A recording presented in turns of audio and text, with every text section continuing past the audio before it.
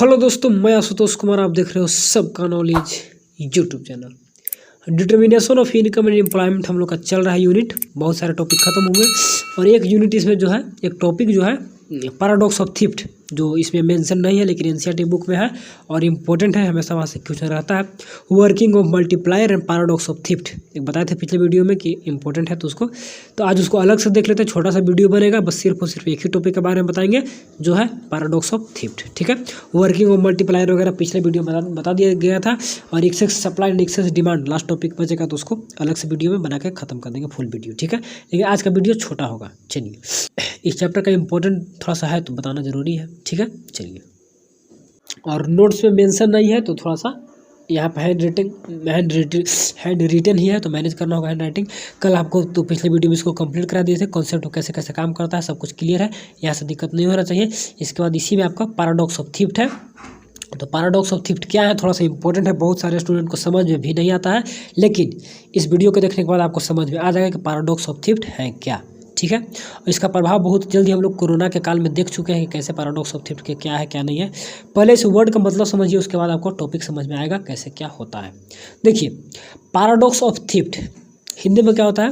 Paradox कहने का मतलब, तो हिंदी में इसका क्या मतलब होता है, मतलब उसमें हमको आइडिया नहीं है, लेकिन वर्ड समझिए, पैराडॉक्स एंड थीफ्ट। तो पैराडॉक्स में होता है कि विरोधाभास, विरोध करना, रोकना, एंड थीफ्ट में होता है आपको सेविंग, मतलब सेविंग करने का प्रवृत्ति। एक सेकंड। तो पैराडॉक्स का मतलब क्या बोले, रोकना, अपोज करना, कोई भी कथन, कोई भी बात को अपोज करना। ऑफ थ्रिफ्ट, यहाँ पे थ्रिफ्ट को अपोज करना, यानी कि सेविंग करने का जो बात है उसको अपोज करना। बात को समझ, यानी सेविंग करना तो अच्छा है, हम लोग सेविंग करना तो बहुत अच्छा है, लेकिन यह अपोज करता है, बोलता है नहीं सेविंग करना सही नहीं है। लेकिन कहाँ पर अपोज करता है, इकोनॉमी में अपोज करता है। एज ए इंडिविजुअल अपोज नहीं करता है। आप इंडिविजुअल सेविंग करना बहुत अच्छा है, लेकिन पूरा इकोनॉमी अगर सेविंग करना स्टार्ट कर देता है, कोरोना काल में करना स्टार्ट कर दिए थे लोग, इनकम आ नहीं रहा था, तो बाकी सब सेविंग अपना जो भी था उसको बचाने लगे, तो बहुत दिक्कत हो गया था। हम कंट्री में इन्फ्लेशन वगैरह तो आ ही गया था, मंदी भी पड़ गया था। तो अगर सभी पूरा इकोनॉमी का हर एक मतलब व्यक्ति सेविंग करने लगते हैं तो वह सही नहीं है। तो वही उसको बताता है कि पैराडॉक्स ऑफ थ्रिफ्ट क्या है, विरोध करता है सेविंग को। कैसे करता है देखिए, क्या डिफिनेशन है, उसके बाद समझेंगे कि कैसे काम करता है। ठीक है, पहले डिफिनेशन देखिए। If all the people of the economy increases the proportion of income, एक सेकेंड, यहाँ पर कट नहीं रहा है, ठीक है, चलिए। क्या बोला, all the people of the economy increases the proportion of the income they save. अगर इनकम का ज़्यादा प्रोपोर्शन कहाँ पे इंक्रीज कर रहे हो, सेविंग में डाल रहे हैं, that means if the MPS marginal propensity to क्या है, save of the economy increases. अगर आप इनकम का पैसा क्या था, increases the proportion of income they save, अगर ज़्यादा सेविंग करना स्टार्ट करते हैं, यानी कि MPC का वैल्यू बढ़ाते हैं तो उसका वैल्यू बढ़ेगा, सेविंग कर रहे हैं तो आपका, तो income increases the proportion of income, जो भी इनकम का प्रोपोर्शन बढ़ रहे हैं तो दे सेव, वह बचाना मतलब बचा रहे हैं, सेव कर रहे हैं। That means MPC of the economy increases, यानी कि मार्जिनल प्रोपोर्शन टू कंज्यूम, मतलब कंज्यूम नहीं सेव, कंज्यूम घट रहा है, सेविंग बढ़ रहा है। इस टाइम क्या होगा, the value of the saving in the economy will not increase. अच्छा ध्यान दीजिएगा, यहाँ पे क्या हुआ, सेविंग हम कर रहे हैं, इनकम का ज़्यादा हिस्सा को सेव कर रहे हैं, MPC का वैल्यू बढ़ रहा है, लेकिन the value of saving in the economy will not increase. ठीक, इकोनॉमी में सेविंग का वैल्यू इंक्रीज नहीं करेगा। बात को देखिएगा, नहीं इंक्रीज करेगा, and it will either decline, या तो घटने लगेगा, या और रिमेन्स अनचेंज। आप सेविंग कर रहे हैं, हर एक व्यक्ति सेविंग कर रहा है, तो सोचेगा कि सेविंग कर रहे हैं तो क्या होगा ना, कि कंट्री का सेविंग बढ़ेगा। कंट्री का सेविंग कभी नहीं बढ़ेगा, या तो घटने लगेगा या फिर सेम का सेम रह जाएगा। ऐसा क्यों होगा देखिए, और this result is known as paradox of thrift. यही बताता है पैराडॉक्स ऑफ थ्रिफ्ट क्या है, कि सभी अब अगर क्या बोलते हैं सेविंग करने लगेंगे तो कंट्री का जो सेविंग है वह डिक्लाइन करेगा, गिरने लगेगा। ऐसा क्यों होता है, कैसे क्या होता है, अभी देखिए बताते हैं। सपोज दैट कि आपका इनकम जनरेट हुआ, आपने सेविंग करना स्टार्ट किया, ठीक है, आप एक इंडिविजुअल करेगा कोई दिक्कत नहीं है, लेकिन हर एक व्यक्ति अगर सेविंग करना स्टार्ट कर देंगे, कंज्यूम नहीं करेंगे, तो हम लोगों ने पढ़ा है कि एक व्यक्ति का जो कंजप्शन होता है किसी और का इनकम होता है। आप कंज्यूम नहीं कर रहे हैं, आप सब पैसा सेव कर रहे हैं, तो कंज्यूम नहीं करेगा तो किसी और का इनकम जनरेट होगा नहीं। अगर उसका इनकम नहीं जनरेट होगा तो किसी और का इनकम जनरेट नहीं होगा तो मार्केट में कुछ डिमांड करेगा, उसका इनकम नहीं में तो मार्केट में कोई डिमांड नहीं करेगा। तो मार्केट में जब कोई डिमांड नहीं करेगा तो जो प्रोड्यूसर के पास स्टॉक है तो स्टॉक सेम का सेम रह जाएगा। स्टॉक बिक ही नहीं रहा है क्योंकि लोग कंज्यूम कर नहीं रहे हैं, लोग सेव कर रहे हैं। तब क्या होगा ना कि प्रोड्यूसर अपना जो भी वहाँ पे वर्कर उसके अंदर में काम कर रहे हैं, सारे वर्कर को कहेगा कि आप लोग अपने अपने घर जाइए, हमको प्रोडक्शन नहीं करना है। क्यों नहीं करना है? क्योंकि मेरा जो स्टॉक है वह स्टॉक यहाँ का धरा है, बिक नहीं रहा है। अब पुराना माल सेल नहीं हो रहा तो न्यू क्यों जनरेट करे? सभी को घर भेज देगा, चाहिए काम नहीं करेगा। तो अगर उन लोग काम नहीं करेगा, उन लोग का इनकम जनरेट नहीं होगा, तो उन लोग कहाँ पे आएगा? रिटर्न घर पे आएगा। तो घर पे अगर आने के बाद, तो जब घर पर आएगा तो उसके पास जो पुराना सेविंग है बचा के जो रखा हुआ है, तो उसको एक्सपेंड कर खर्च करना स्टार्ट करेगा। किसी और से लेगा, कोई और इनकम सेव कर रहा हो तो उससे लेगा। यानी कि इनकम अब सेव नहीं हो रहा, अब क्या हो रहा है?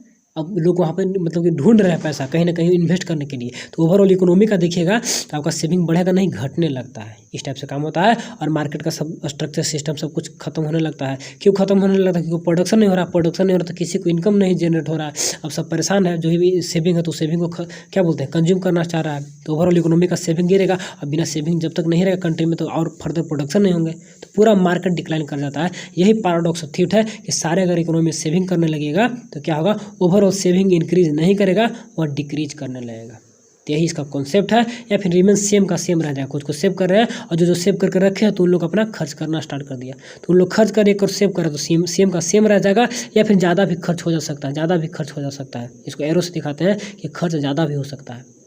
तो बात को समझ गए होंगे तो बहुत अच्छा, नहीं समझे तो एक बार और पढ़ लीजिएगा कि if all the people of the economy increases the proportion of the income has the save, if the MPC of the economy increases the total value of the saving in the economy will not increase. याद रखिएगा, नहीं increase करेगा, either decline और decreases कर जाएगा। This is known as paradox of thought. एक example table और diagram से यहाँ पर समझा दे रहे हैं ताकि कोई दिक्कत ना हो, आगे चल के आपको कहीं से कोई परेशानी ना हो। देखिए कैसे क्या होता है। एक सेकंड, चलिए सपोज दैट कि आपका इनकम था 0, अब आपका 100। इनकम को हमेशा बोल रहे हैं कि कॉन्स्टेंट रेशियो से बढ़ाना है, 100 से बढ़ा रहे हैं, 300 हुआ, 400 हुआ, 500 हुआ। आप कंजप्शन स्टार्ट करिएगा। कंजप्शन आपका 40 है, -40 क्या है बाद में बताएंगे। ठीक है, 40 आपने कंज्यूम किया तो सेव कितना किया? -40 सारा का सारा, क्योंकि मेरा इनकम तो यहाँ पे 0 है। तो कंजप्शन ये कहाँ ऑटोनोमस हो गया, क्योंकि बताए थे कि इनकम हमेशा 0 में भी हम लोग कुछ ना कुछ कंज्यूम करते हैं। आपको इनकम नहीं हो रहा लेकिन बेसिक नीड्स जो होता है, खाना पीना रहना, तो उसके लिए कुछ ना कुछ कंजप्शन डेली आप कुछ ना कुछ करते हैं। इनकम जनरेट हो या ना हो, कहीं और से मांग कर पुराना सेविंग कुछ ना कुछ आप करते हैं इनकम 0 में। ये आपका 100 हुआ तो 100 करके सेविंग 0 हो गया। 160 किए, यहाँ पर 200 हुआ तो 300 हुआ, 220 की इस टाइप से आपका कंजप्शन बढ़ाएं और सेविंग धीरे धीरे भी आप बढ़ाने लगे। कंजप्शन इनकम बढ़ने लगता है तो सेविंग भी बढ़ने लगता है। ये तो पुराना कॉन्सेप्ट है, पहले का कॉन्सेप्ट है। अब क्या कर रहे हैं, मैंने क्या बोला कि सेविंग बढ़ाना है, सेविंग स्टार्ट करना है। सेविंग -40 था, अब मैंने 0 सेविंग किया, यानी कि -40 से क्या किया ना कि कंजप्शन स्टार्ट किया, यानी कि 40 सेविंग बढ़ाना स्टार्ट किया। 40 सेविंग बढ़ाएं तो यहाँ पर 40 सेविंग बढ़ाएगा तो 0 हो जाएगा, यहाँ पे 40 आ जाएगा। तो यहाँ पे देखिए उसी को, यहाँ पे 40 दूनी 80 आ जाएगा। सेविंग में 40 बढ़ा रहे हैं तो कंजप्शन में 40 घटाना होगा, इसलिए हम -40 लिखे थे। ठीक है, 80 120 हो गया, यहाँ पे 40 सेविंग किए तो 60 हो गया, 160 में 200 हो गया। ठीक है ना, इसमें जो नया कंजप्शन का इसमें 40 घट जाएगा, 340 था 40 हो गया। ठीक है, यानी कि क्या किया हमने, सेविंग को बढ़ाया। सारा इकोनॉमी को लोग क्या किए, सेविंग बढ़ाएं तो कंजप्शन घटेगा। ठीक है, बात समझ गए। जब सेविंग बढ़ाएं तब क्या हुआ, सेविंग बढ़ाएं तो क्या हुआ, इधर सेविंग एंड इन्वेस्टमेंट का दिखा दीजिएगा इस टाइप से, और दिखाने के लिए बोलेगा तो इधर आपका इनकम जीडीपी जो भी। तो क्या कि हम लोग सेविंग का डायग्राम तो हम लोग जानते हैं स्टार्टिंग में कैसे बनता है, माइनस से बनता है। ऊपर टेबल देखिएगा तो -40 था। निगेटिव से सेविंग बनता है क्योंकि स्टार्टिंग में सेविंग मेरा निगेटिव होता है, सेविंग कुछ नहीं करते हैं। तो हमने क्या किया कि सेविंग को बढ़ा दिया, इंक्रीज कर दिया। ठीक है, सेविंग को क्या किया, इंक्रीज कर दिया। एरो देखिए इंक्रीज कर दिया। अब क्या होगा, जहाँ पर सेविंग इन्वेस्टमेंट टकराता है वहीं पे क्या बोलता है, इक्विलिब्रियम पॉइंट बनता है। ठीक है, तो इंक्रीज कर दिया। अब देखिएगा आपका इनकम यहाँ पर 300 पे काम कर रहे थे, आप 300 पे काम कर रहे थे। अब आपका नया इक्विलिब्रियम पॉइंट बनेगा जो 300 पे काम कर रहे थे। तो आपका इनकम का डायग्राम मैंने यहाँ बना दिया है। सॉरी, कहाँ गया इनकम का, देखिए यहाँ पर ऑटोनोमस इन्वेस्टमेंट है, इन्वेस्टमेंट का है।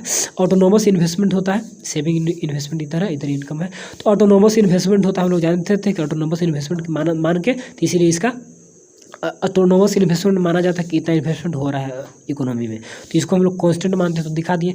अब आपका इन्वेस्टमेंट और सेविंग यहाँ पे शुरू में टकरा रहा था तो आई बन रहा था, यानी इक्विलिब्रियम था। तो आपका इनकम कितना था, 300। अब क्या हो रहा है कि आपका इनकम डाउन करेगा, डिक्रीज करेगा। कैसे, क्योंकि नया आपका सेविंग जनरेट किए तो इनकम आपका इक्विलिब्रियम यहाँ पर, यानी कि सेविंग डिक्रीज किया। तो सेविंग डिक्रीज करने से क्या हुआ कि